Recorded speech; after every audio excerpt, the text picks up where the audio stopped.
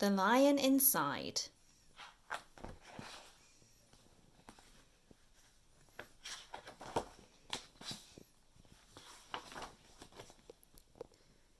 In a dry, dusty place, where the sand sparkled gold, stood a mighty flat rock, all craggy and old. And under that rock is a tiny house. Lived the littlest, quietest, meekest brown mouse.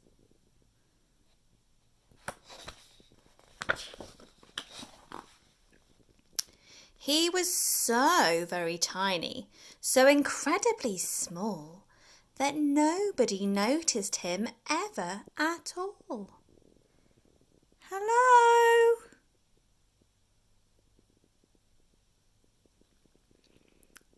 He got trod on, ow, and sat on, ouch, and missed out for stuff, ignored and forgotten.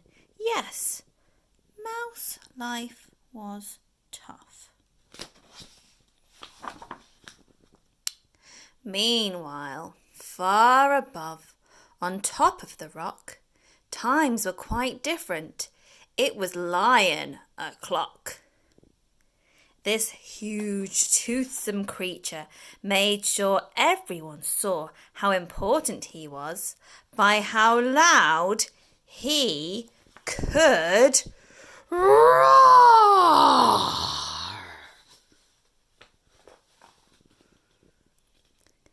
He was head of the pack. He was shouty and tough. He loved showing the crowd he was made of strong stuff. Yes, all were impressed by this mighty king cat.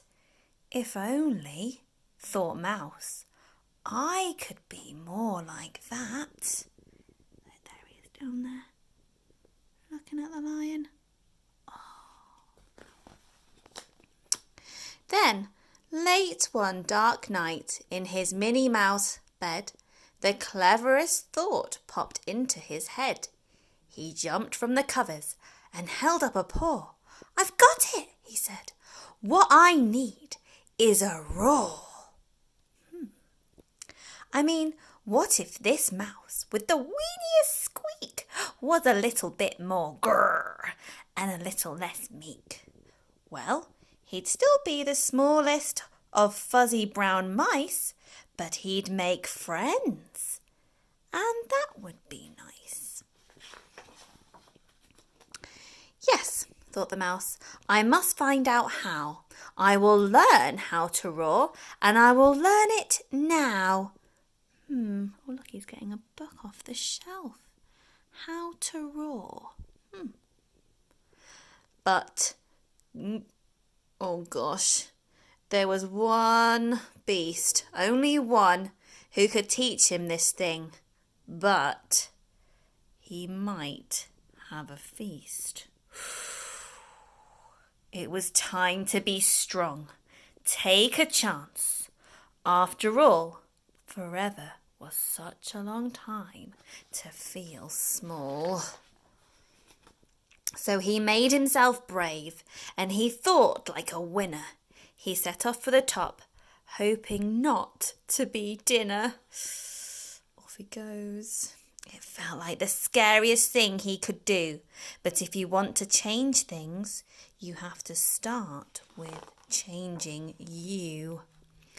The further he climbed, the closer he got to the slumbering lion reclining on top. There he is up the top. Then at last, as he stood on his tippity toes, he found himself suddenly nose to nose. Pardon me, wake up, Mr. Lion, you've got company. Mr. Lion, what I've come to you for is... Do you think you could teach me to roar? Oh dear.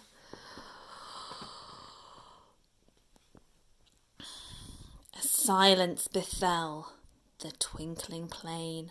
Lion opened his eyes and puffed out his mane. Time slowed right down. Well, it felt like a week. Then he opened his mouth and let out a... Eek!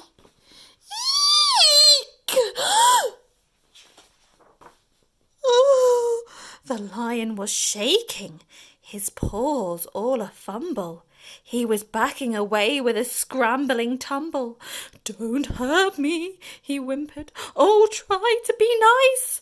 Well, my goodness, this lion was frightened of mice.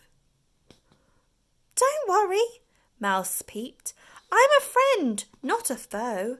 Let's rock this together. We'll have fun, don't you know?" That was a magical moment for sure, when Mouse didn't feel at all small anymore. He had found his true voice and learned to speak out. And for that, you don't need to roar or to shout. And from that day and always, the two were a pair. They both liked the rock better, now that the rock was to share. The mouse, while still little, felt big in his head. And Lion, he still roared, but with laughter instead. Yes, that day they both learned that no matter your size, we all have a mouse and a lion inside.